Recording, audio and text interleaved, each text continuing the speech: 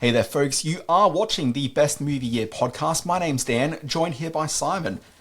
On this podcast, we talk about the best movie year, which may or may not have been 1987. We are watching 100-ish movies from that year in order to determine, was 1987, in fact, as some have claimed, nobody's really claimed that, I might have said it once drunkenly at a bar, is it, in fact, the best movie year?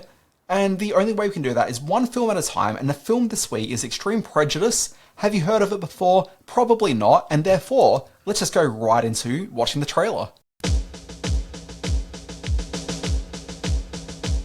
Absolutely imperative that this job look like a civilian operation. Get down! Kiss the floor. I expect a little cooperation. Ralston, I expect you to stay out of my way. Put the damn gun down, soldier!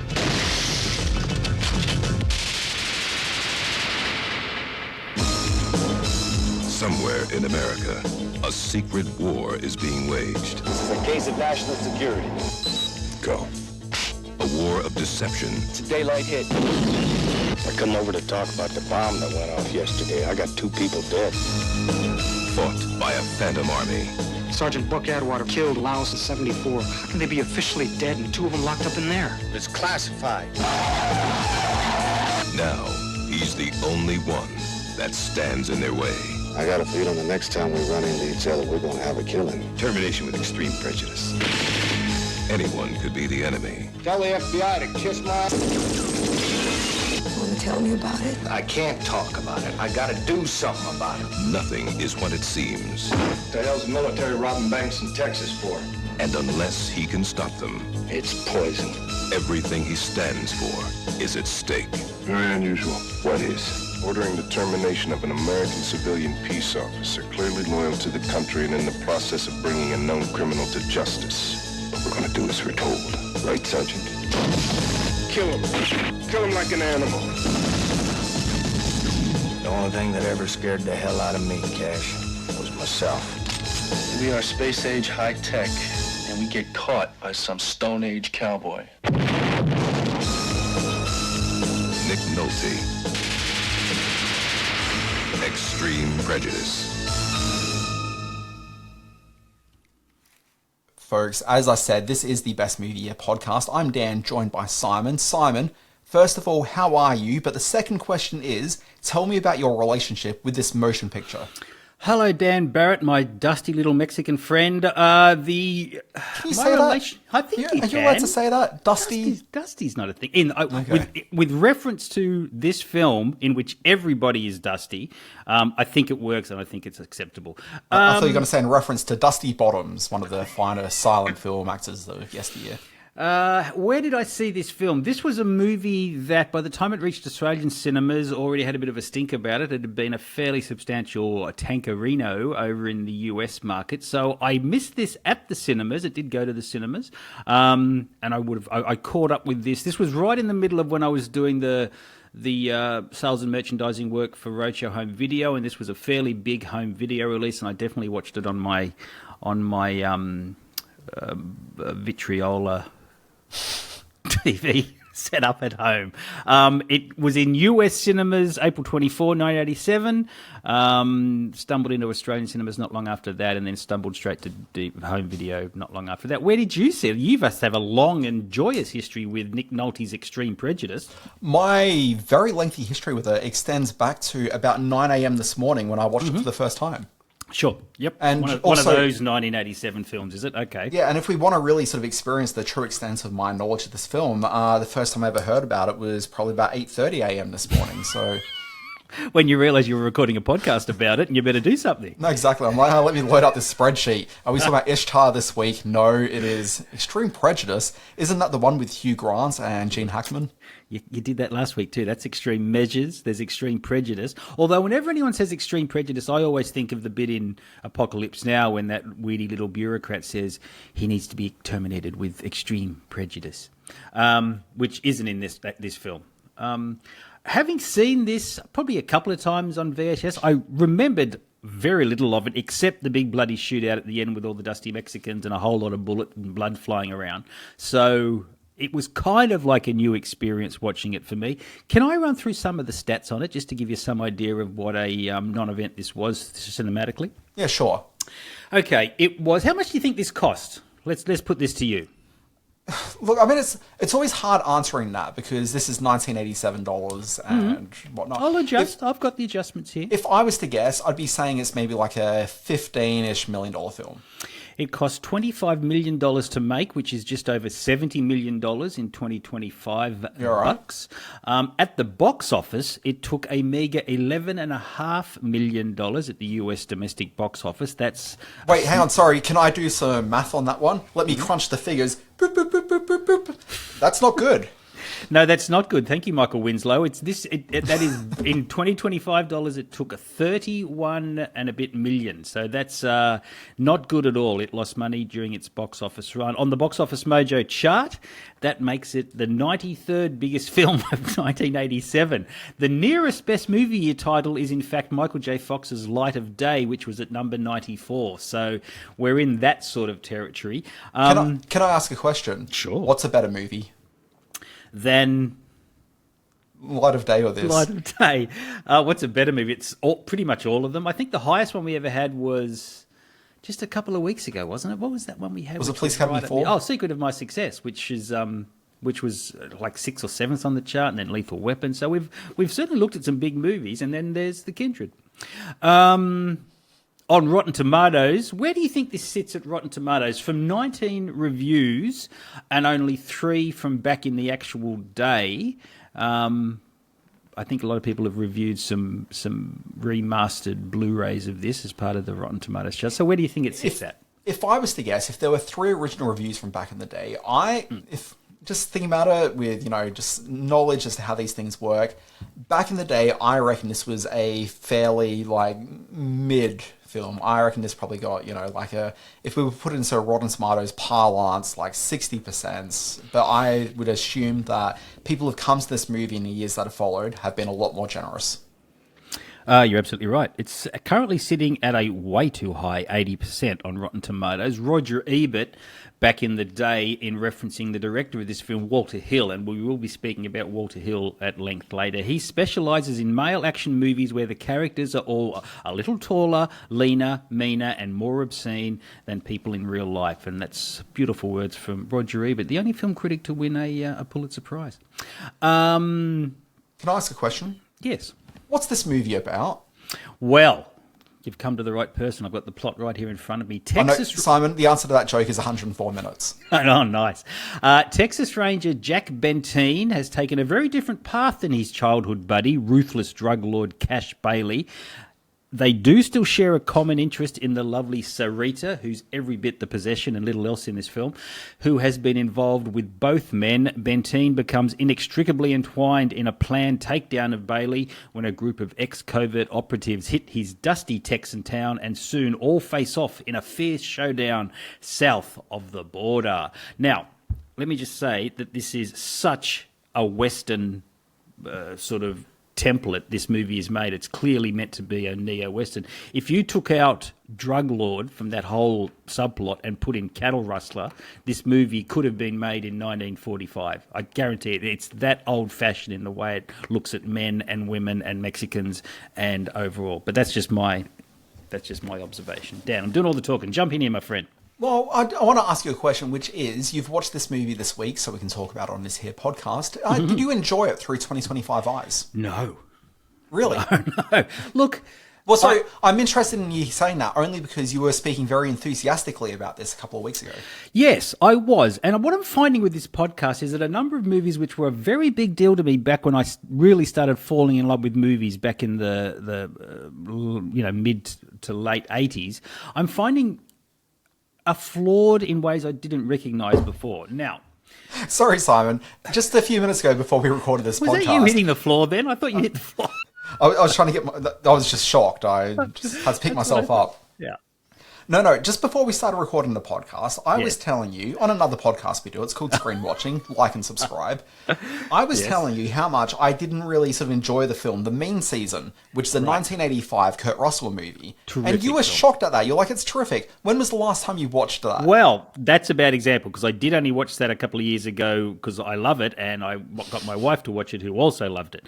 But yes, I do see your point. You're coming across with a very valid point that sometimes things through the rose-coloured glasses of memory are maybe not as good as they once were. But you know what? It's not just memory, though. It's that, you're a different person than you were, presumably, in 1985. Sure. Yeah, and so we obviously come to movies with a lot of life experience and perspective, and we've got, no movie is in a bubble. We're now adding in, since, if we're talking about this film here from 1987, what is that, 32 years of history? I think my math is... Yeah, no, that's fine. Okay. It's something. There's definitely numbers. But, like 30 plus years of history here, your perspective is going to be different. Yeah.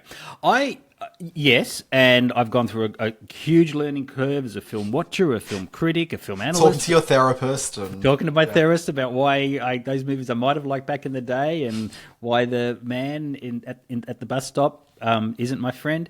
But listen, the big important thing here is Walter Hill is a big name and has always been a huge name for me as a director. He's always been that kind of outsider spirit, living on the inside of Hollywood. He's made some of my favourite films ever. Streets of Fire from 1984 was another one of his films that flopped, but is an incredible piece of movie making. Crossroads, The Driver with Ryan O'Neal from the mid-70s, 48 Hours.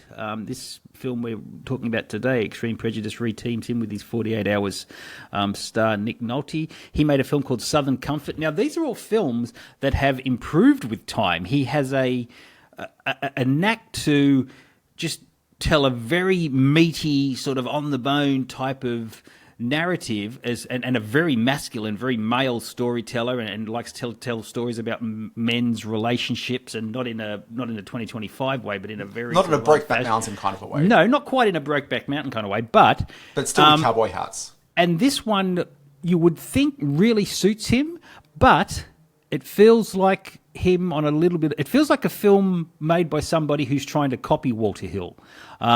And he gets the action stuff right, but he doesn't get any of the character smarts right in this one, like he did in The Driver or 48 Hours or Southern Comfort. So, yeah, this is one of Walter Hill's... He was kind of doing it for hire, as I understand it. It was originally a Jonathan Demme film written by John Milius, who's also that other sort of testosterone overloaded filmmaker and writer-director from the period. He did Conan the Barbarian, amongst other things. He wrote Apocalypse Now, I think. But for me, Walter Hill, this is very much a Walter Hill for hire movie and not one that he's got his heart in. Yeah, so as we discussed, I only saw it for the first time a few hours ago. I think I quite liked it. It's not a perfect movie by any means. I thought it was a very enjoyable film. Yes.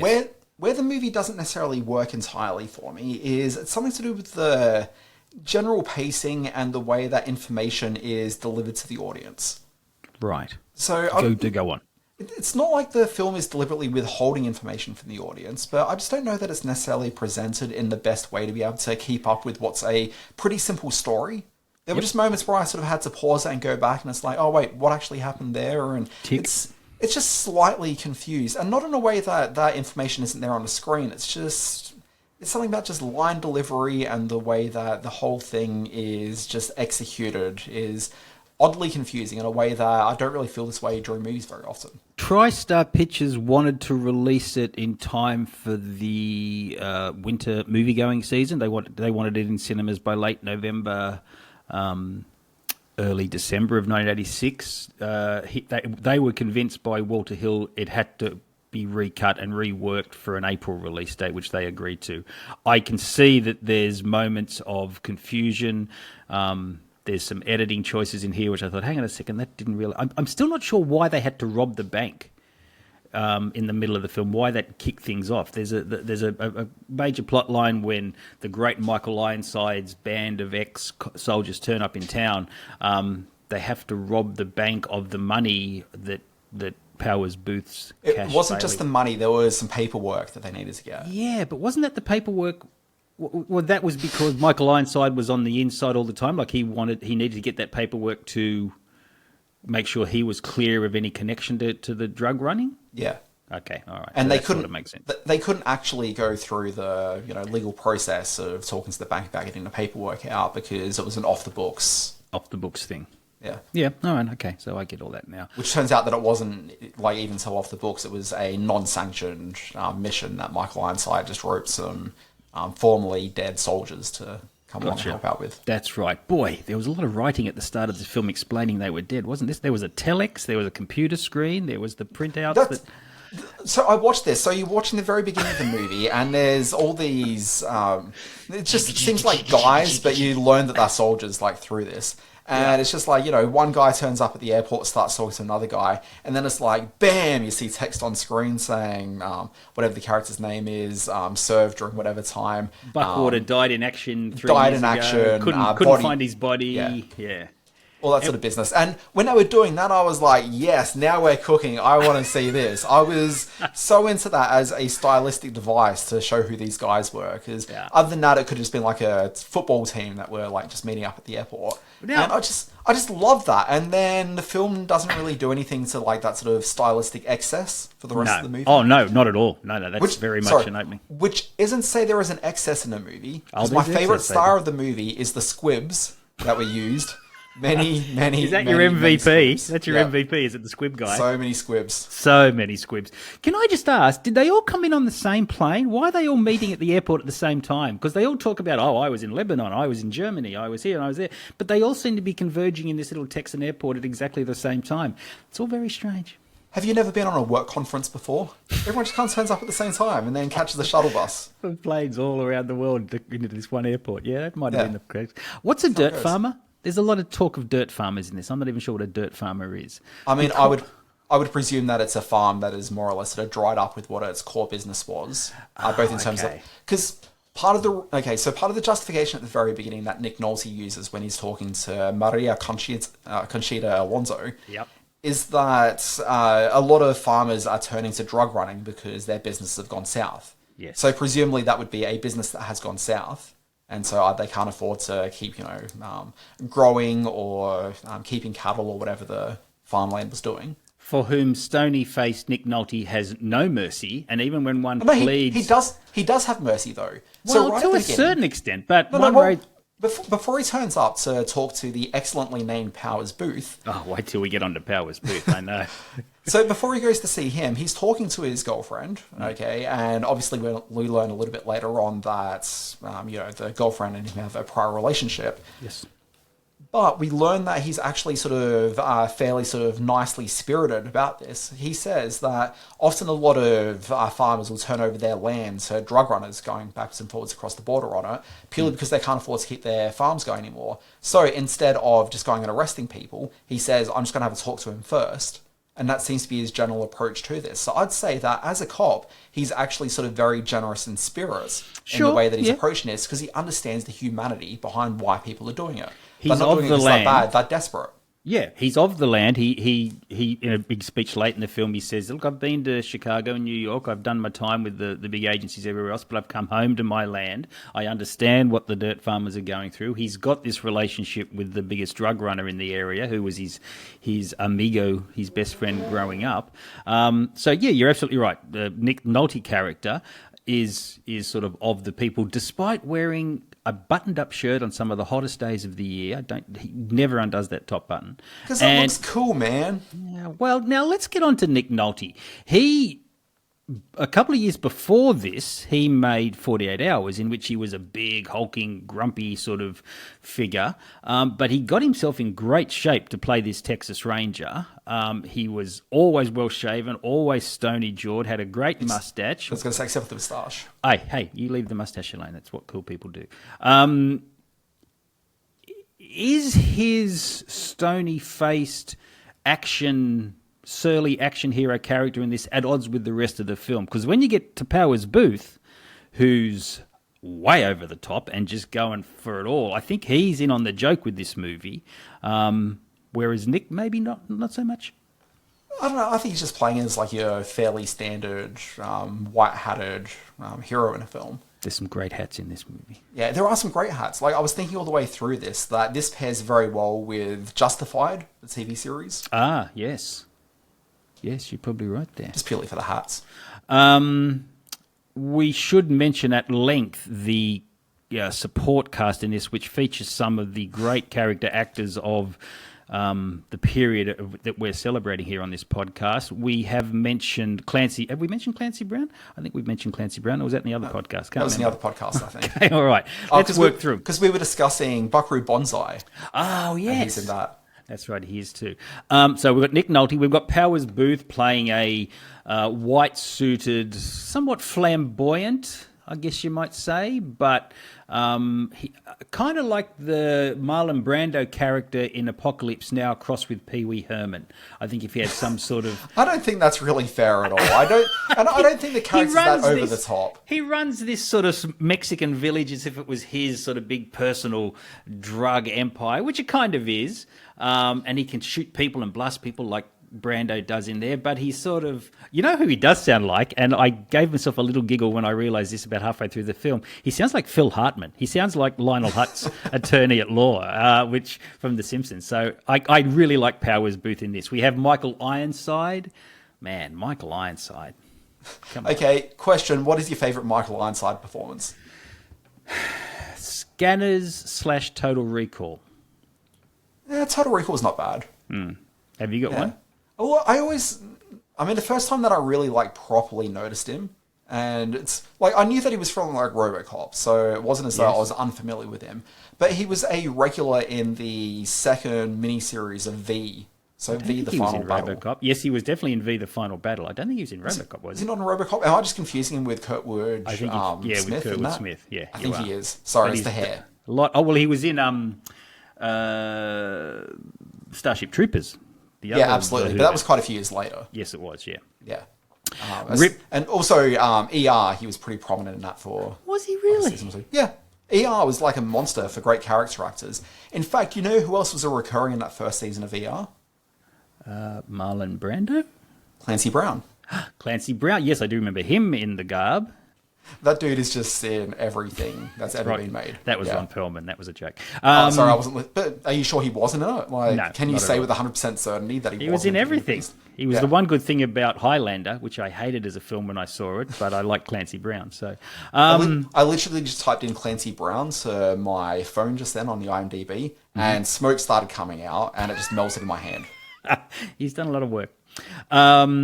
We have seen William Forsythe before on Best Movie Year. He played opposite John Goodman in Raising Arizona. He's done a lot of work from this period. Yeah. That was William Forsythe. The great Rip Torn, who meets a very sad end in this. The movie missed him when he was gone from this, because the relationship he had with Nick Nolte I thought was going to be ongoing. It was not. He's gone 34 minutes into the film. Oh. And gone in a nasty way too. Takes a lot of squib. That's when you first get a look at the squib work. The squib work, yeah, Squidward. Yeah. Larry B. Scott, who we know from Revenge of the Nerds. Squib Game, I call it. Squib Game. And Matt Mulhern. A lot of great cast members in this. Let's just say that this is the soldiers are well cast in this one. Sorry, can I drop in just one cast member who will not get a mention in this podcast otherwise? Sure. Okay, but playing employment office clerk. Yep. Is the actor Lin Shaye, who people would know very well as the leather-skinned next-door neighbour from There's Something About Mary. Exactly right. Yeah. Hollywood great Lin Shaye.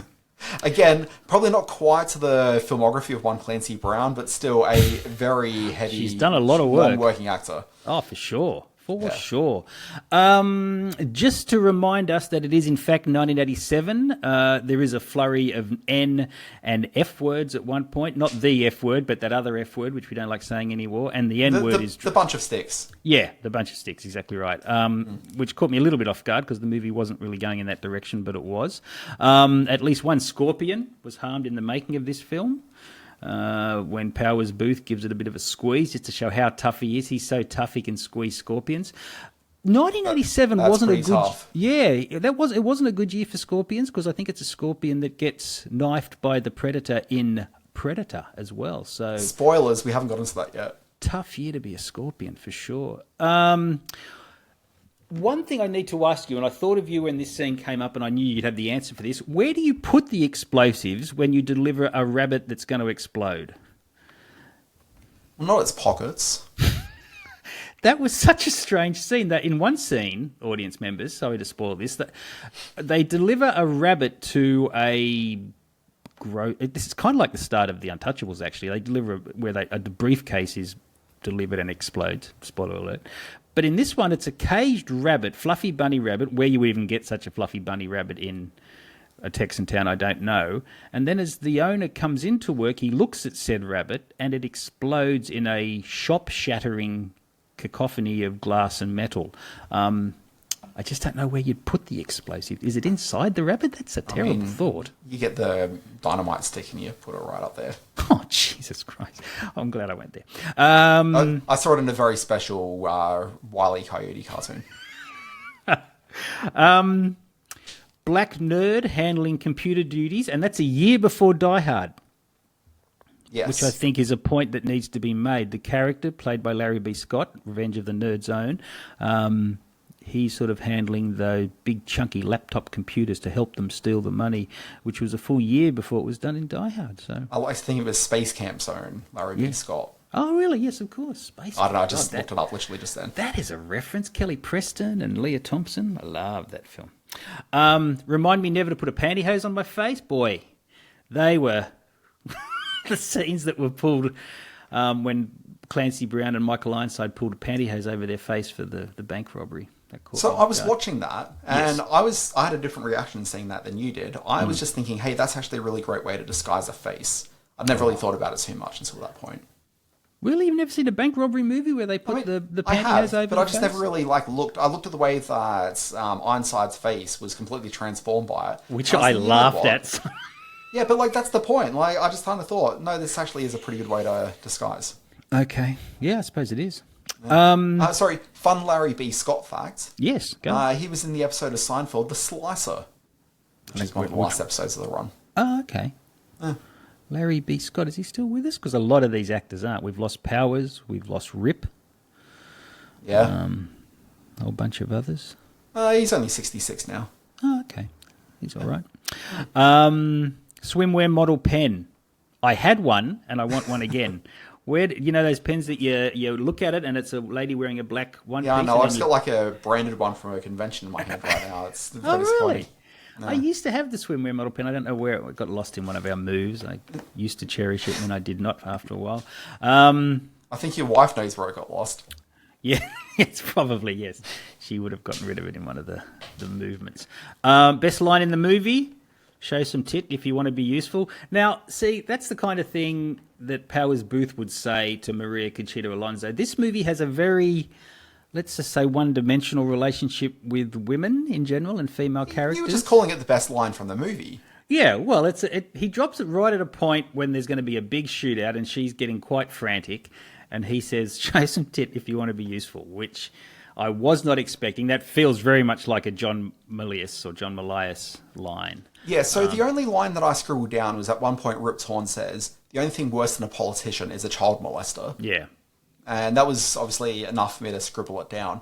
Beyond that, I didn't really find a lot of language to be all that memorable. Not at all. I was going through the Wikipedia later in the morning, and there was a line in it which, oh gosh, I'm even just trying to find it now. It's talking from a 1976 interview, so it's obviously years before the script was written. Yeah. And I'm going to say Milius because I've always just thought that's how you pronounce it. I think so, yeah. I don't know if it's right or not. But he says, where's the line here? Apparently in this 1976 interview, which again, keep in mind 11 years before it was written, he was talking about some of the content in the script, and he was saying that he wanted to pare back a lot of the language so it was less clever, and he wanted things to be a bit more, I guess, real. And so one of the lines he said was, that gun won't stop a car, and then the response to that is, it will if you shoot it in the driver. Ooh, clever. And I'm like, that's a great line. That is a great line. It's a shame it's not in this movie. And that was for this movie, really? Yeah. Yeah. Well, it was a version of this movie, so where it was when Milius had originally conceived the story is quite different to the film that we've seen here. Yeah. Yeah, I believe that. Yeah, that is a great line. I hope you got to use that at some point otherwise. Well, probably not, because he says that he tries to change his writing style to be less like that. But to me, that sounds like a David Mamet line than it does anything else. This is a very talky film, and a lot of that is down to Powers Booth, who sort of loves the language and can sort of run off on a sort of big dialogue-heavy rant when he needs to, or monologue-heavy rant. He does a lot of the talking to a stony-faced Nick Nolte a lot of the time. It could have cut back on some of the talky, especially when they got to the Mexican town at the end, and there were machine guns everywhere, and they were gearing up for the big showdown, the big sort of Wild Bunch style slow motion dust and bullets and blood ending. Sorry, just on that, you're saying that it needed to be, pare back in the language, and I'm not going to dismiss the way that you may have felt while watching that, but the last half hour of the movie is when they get to Mexico, and the shootout begins at like 14 minutes before the end. So like it's only 15 minutes of talkiness. It probably doesn't go as long as it probably felt like. It certainly felt long, yeah. Yeah. I think I'd heard enough Powers Booth by that time. I think just shooting. Which is exactly what we were working towards. So, are there any observations you'd like to make? I've done all the talking. Look, I mean, I feel that watching this, I enjoyed it a lot more than you did this time through. Look, I'll qualify that by saying I did enjoy it, but I just don't think it was the great film that I remember it being. I get that. So yeah, I'm probably more at the same. I've come down to the level you're at, and you've come up to the level you're at. So we're sort of in the same boat. Yeah. So I think that story, like the plot of it, I think is kind of smart and interesting. And I haven't really quite seen it in this way because for the first 35, 40 minutes, you don't really quite understand exactly what's going on and what the perspective is of a whole bunch of the characters. Sure. Okay, like you've got these military guys that are coming through, but you kind of think that they're the bad guys. There's even a point where two of them, I'm pretty sure it's Clancy Brown says the line, some of the guys that work for Powers Booth are on the run because there's been a big shootout and these are the two survivors and they're trying to get to another car that they can steal and hightail it out of there. Mm-hmm. Anyway, as they're coming up the road, Clancy Brown says something along the lines of, here come the bad guys. And you're watching that and until that point you kind of feel that Clancy Brown and the rest of the military guys probably are the bad guys in this movie. Yeah. So it's kind of an interesting sort of joke thinking, they're actually the bad guys, and they're saying, here comes the bad guys, because no one ever sees themselves as the bad guys. Nice pivot there, nice plot pivot. Yeah, as the plot sort of unravels a bit more, you do find out that these guys certainly aren't the bad guys. I mean, from a sense perspective, but they aren't, typically what we see as the bad guys, and certainly aren't the villains of this piece, but they certainly are working for a villain of this piece without realising it. Yeah, that's very true. I could not help but be distracted by the fact that this is very much an old-fashioned Western in a modern setting, and I made a joke of it earlier on, but it's very much true. You could drop out the drug lord, drug-running nature of Cash Bailey, of the Powers Booth character, and just put cattle rustler in there. And the Powers Booth team, the Michael Ironside team of men would be a posse that's come to town or something like that. And it's very much an old-fashioned Western, isn't it? I mean, it's just a neo-Western. Yeah, exactly. Yeah. So that was pretty cool. I did find that the treatment of, what was Maria Conchita Alonso's character's name? Becky Gelke? Mm-hmm. Yeah. Sarita, yes. Yeah. Her character, first of all, she's not treated especially well by either of the men in it, so it's, she's mostly just property. Yeah. It's battered backwards and forwards. She doesn't really seem to have a lot of agency, any sort of level of momentum or reason to really exist in here outside of, hey, we need someone who can appear in a shower scene at some point. And while there was nothing that was especially gratuitous about the scene, at the same time, the entire existence of that scene was pretty gratuitous. I thought that's exactly right. Yeah. She very well could have argued with her boyfriend anywhere else in the house while, I don't know, maybe wearing a shirt. But instead, she had to come out of the shower to have the argument. Oh, all right, calm down. All right. No, I'm just saying, I don't think the scene is filmed salaciously, but the fact that the scene exists is salacious in itself. Yeah, totally agree. Totally agree. Yep. Okay, so it looks like a big budget action, very modern Western. I thought it played a little dumber than you think. I thought it had some kind of ridiculous moments. Can I just say... I don't think it was especially smart, but I just kind of found it was certainly enjoyable enough. And if I wasn't finding myself just sort of repeatedly a bit confused by some of the action in the movie and what perspectives were and what people's agendas were. And again, it's not hugely complex, but I don't think they relayed the information quite clearly enough. Outside of that, I think it plays really, really well, but I just spent so much time just in a state of mild confusion watching it that it doesn't quite elevate. That's not the movie's fault. That's just you and life. I'm pretty good most of the time. Yeah, pretty good. Pretty good. I was distracted when, at the end of one scene, we'll create a diversion, and then the next scene they're pulling around the corner in a tanker carrying hydrogen tanks to blow up a shed. Where does one find a tanker full of hydrogen tanks that'll explode upon impacting a wooden shed? Are you asking? Because I know a guy. Oh, you know a guy who knows a guy? Yeah. Okay, well, maybe we'll talk after the podcast. All right, good to know. All right, would you know? Yes. Sorry, before we get to that, did you know this movie exists in the Red Dawn universe? Oh, Daniel's been on the internet. I've what been have you on the found? Wikipedia. Yes. Why? How so? Red Dawn being the John Milius film from, I want to say before this, though. I would actually call it a Walter Hill film. Which came when? Oh, so it's a... Yeah, so this film came out in 1988, so it's the year after. Yes. Okay. Sorry, I got distracted then because I saw 1985, but it was Wikipedia saying not to be confused with Red Heat from 1985. That's right, yes. Yeah. So Red Heat, which is the next Walter Hill film, came the year afterwards. So there's an actor in it named Louis Contreras who plays Lupo. Yep. Who is the guy right at the very end who ends up... He's a flunky of Powers Booth that ends up taking over the gang. Puts his white hat on, assumes the white hat. He's told by Nick Nolte's character that, you can wear the suit now. It's all you. And so he's got a small role in Red Heat and is seen getting around in that white suit. Wow, really? Yep. Character's name is Lupo. See, that's the kind of stuff that Wikipedia is good for. And I feel that if this movie ended with a title card that said, Lupo will return, I think this film would have been so much better. Sure. Yeah, it would have given it added sort of gravitas. Yeah, I mean, who knows what other films might be as part of the extended Extreme Prejudice. The EPEU. Recommend to watch. If sweaty action bloodbaths and talky bad guys are your thing, go for it. That's what I put in here and I stand by it. Dan, would you recommend to watch it to other people's?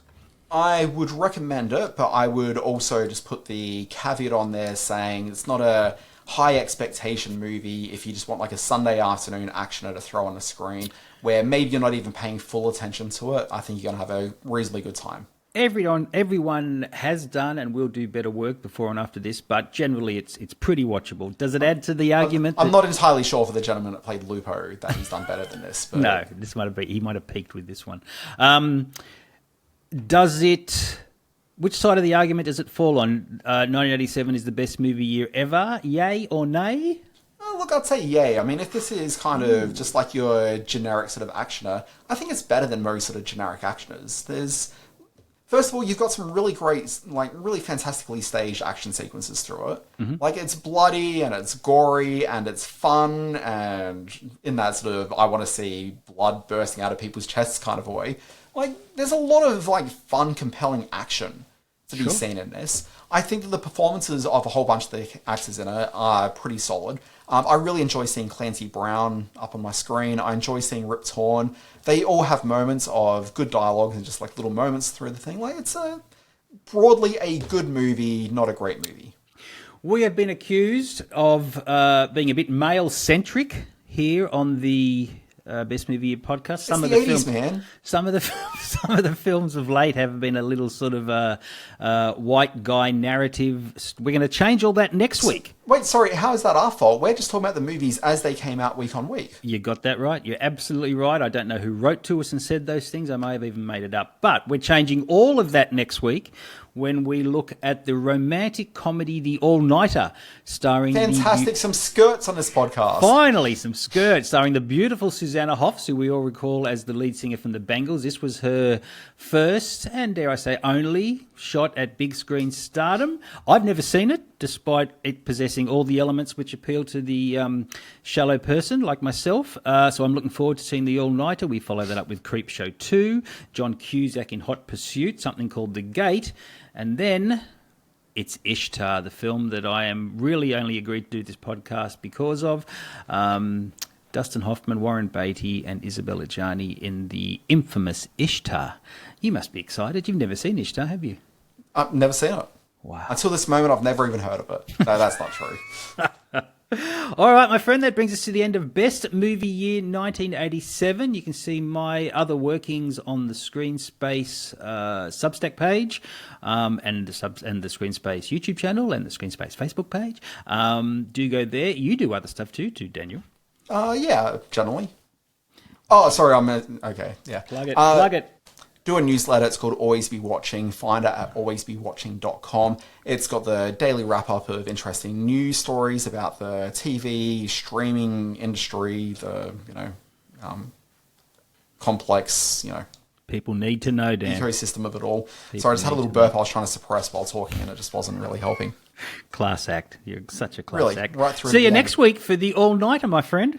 Yeah, we'll be back then. It's called the All-Nighter. I'm going to look this up.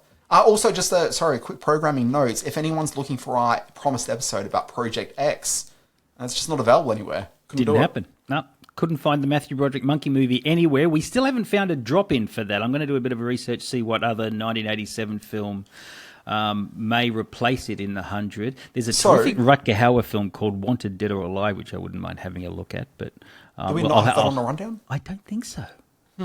Look into that. Yeah. So there is a movie that was announced during the week as them doing a remake.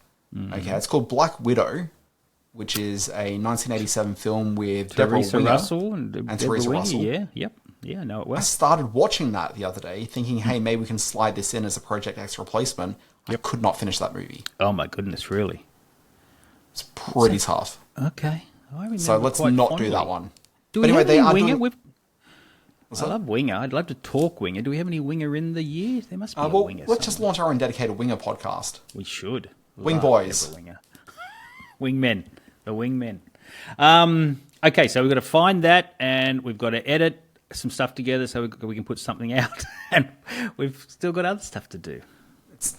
There's a lot going on. Folks, this has been the Best Movie Year podcast. Check us out on YouTube. Like and subscribe. Do all that business. Tell your friends. Tell people that aren't your friends. Just tell people. Not for us. It's just a good conversation starter, and you can make some friends that way. Anyway, folks, we'll be back next week with more of this. Folks, we'll see you then.